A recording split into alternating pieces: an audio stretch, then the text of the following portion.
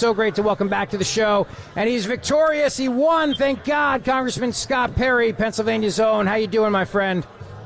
Well, I'm doing awesome. We have an opportunity here to save the republic coming up, and already there's the excuses. I don't want to hear them. Let's go fight for our country. Yep, exactly right. Let's do it. You had to fight bad. I mean, you had a hard fight, but you fought well. You fought strong, and you won. Congratulations. Yeah, the Democrats put in millions of dollars, all from the West Coast. My opponent, as you know, didn't live in the district, didn't campaign. Figured they'd run the same campaign in the Pennsylvania's 10th district that they were running nationally, that Biden ran.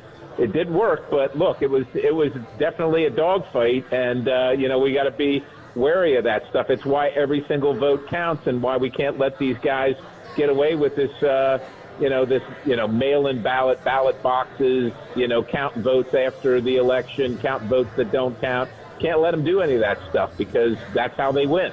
Yeah, exactly right. And that's what we're seeing here right now. I mean, this recount with McCormick and Casey's got to concede this is a joke, but he's using it to raise money. It's a giant money laundering scam. That's really what it is, what it comes down to. Yeah, well, as usual with Washington, D.C., it's almost always all about the money. And I don't know if Casey is ever going to concede, but Dave McCormick is the senator-elect. He's going to be the senator from Pennsylvania. And, I don't know what Bob Casey's going to do because I don't know what he's ever done. But right. He's going to do something. He's going to do something different than he's been doing for the last 3 senatorial terms. Yeah, exactly right. And he's got to do something different because he's done nothing. I mean, I said the other day, this is the hardest he's ever worked in 18 years. And maybe if Bob Casey had worked this hard for the last 18 years, he might have actually won re-election. But he's just been, a gigantic, you never see the guy. Now he won't go away when he needs to go away. It's amazing. Talk to me about the priorities for this incoming Congress. Obviously, if you listen to the media, the attention is all about bathrooms. But I know it's a lot more than just bathrooms, obviously. What are going to be the priorities of the next Congress, the 119th? Well, the priorities are to get our economy back on track so that so our people can afford to, live their lives as Americans. And that's going to start with tax and energy policy. We're going to have to do that under a thing called reconciliation, which is a fancy term in Washington, D.C., that just means we don't need 60 votes in the Senate, right? So that's what we've got to do. I'm recommending something very quickly, a small package, because Washington, as usual, will try and throw everything on this train that's rolling down the tracks, and that'll just slow the thing down. So we can't get involved in that. But, look, the Senate has got to confirm the president's pick so he can get started in the agencies. Legislatively, we've got to work on the economy, that's energy and tax. We've got to work on security, that's border security.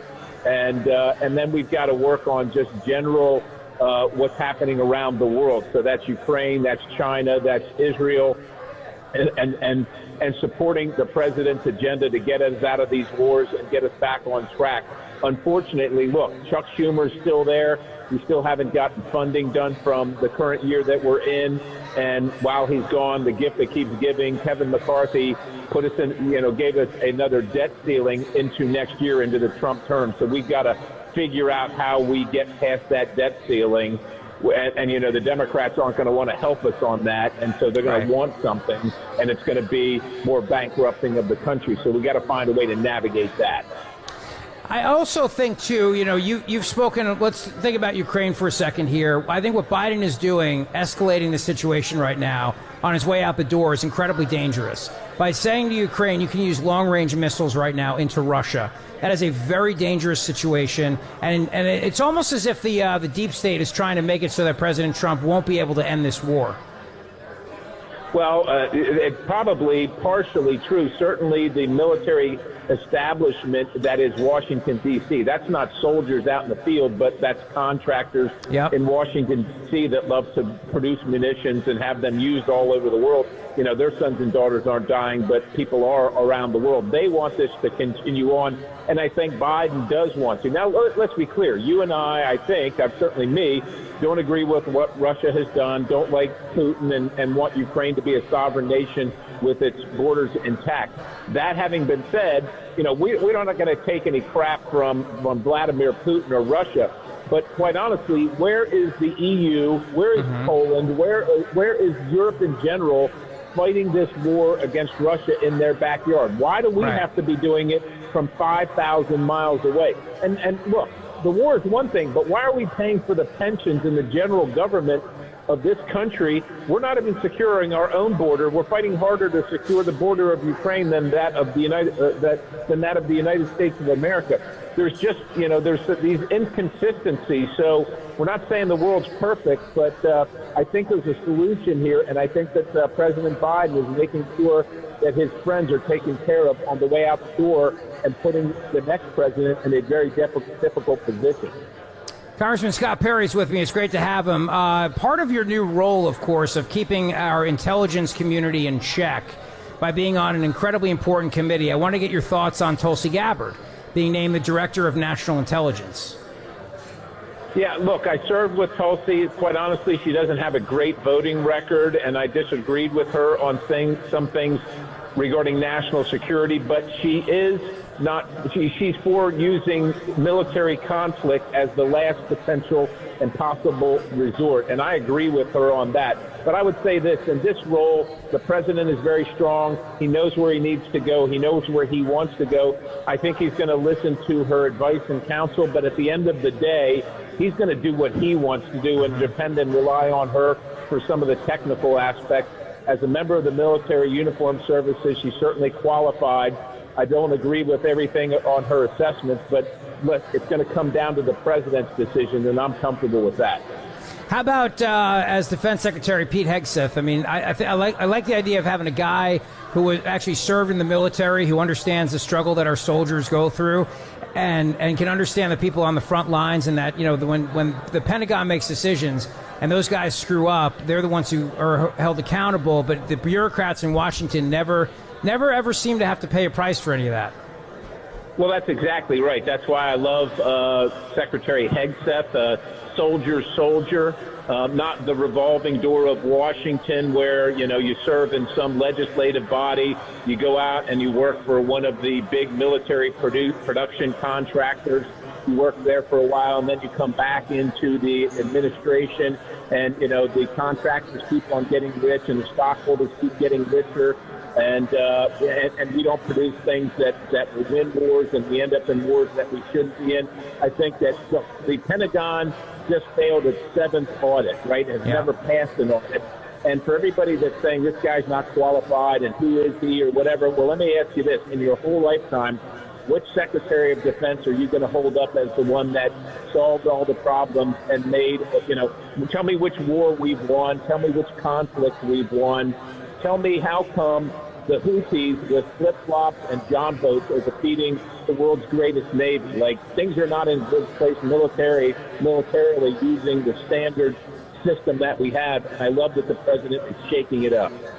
And this is coming, by the way, from retired Brigadier General Scott Perry after 40 years of military service, saying all these things. So thank you for your service, my friend, and thank you for having the courage to speak out on all these things. I think it's really important. So I'm grateful to that, because you call it like you see it, and that's the bottom line. And you understand the forces that this president is up against, and you don't want to see America getting into foreign conflicts, and you don't want to see America being the world's police.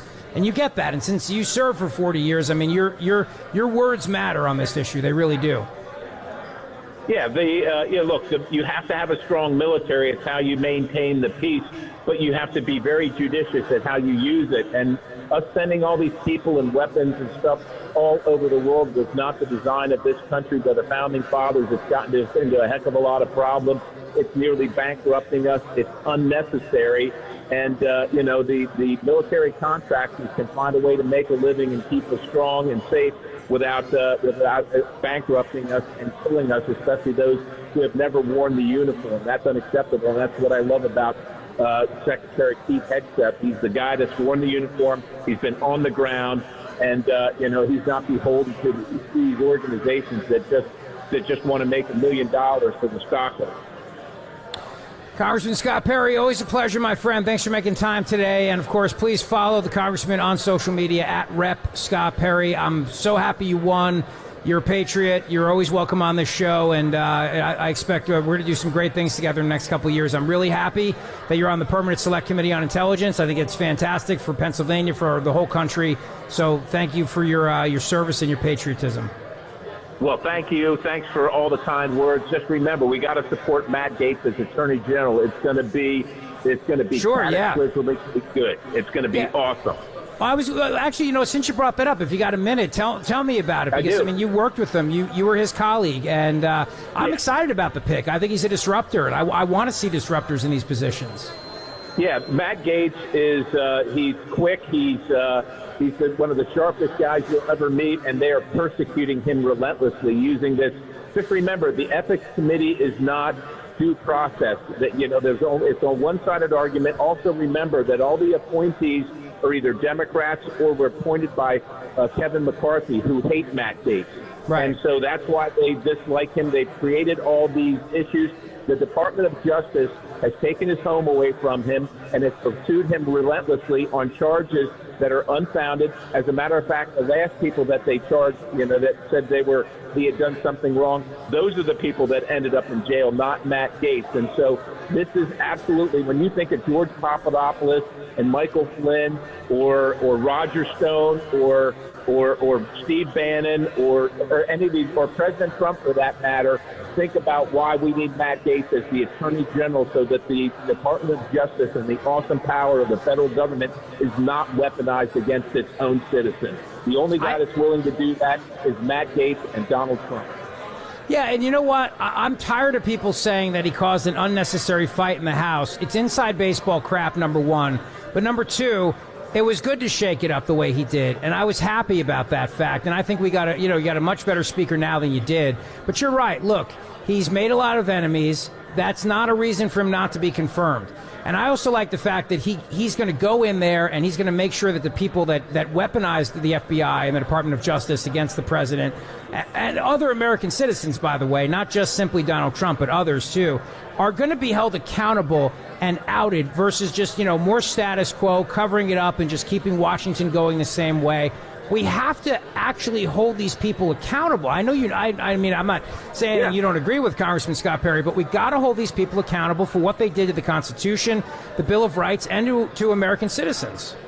Yeah, and he's the guy that, other than President Trump, he's been right in the middle of that persecution. They they can't do anything to him because they have found nothing, but they destroy his character. And the people in Washington hate him because he stood up to them and this system and the swamp. And that's why they hate him. That's why they want to destroy him, because he's effective, which is why he needs to be the next Attorney General. All right. I appreciate it, Scott, very much. Congressman Scott Perry, thanks, my friend. God bless you. Yep. God bless you.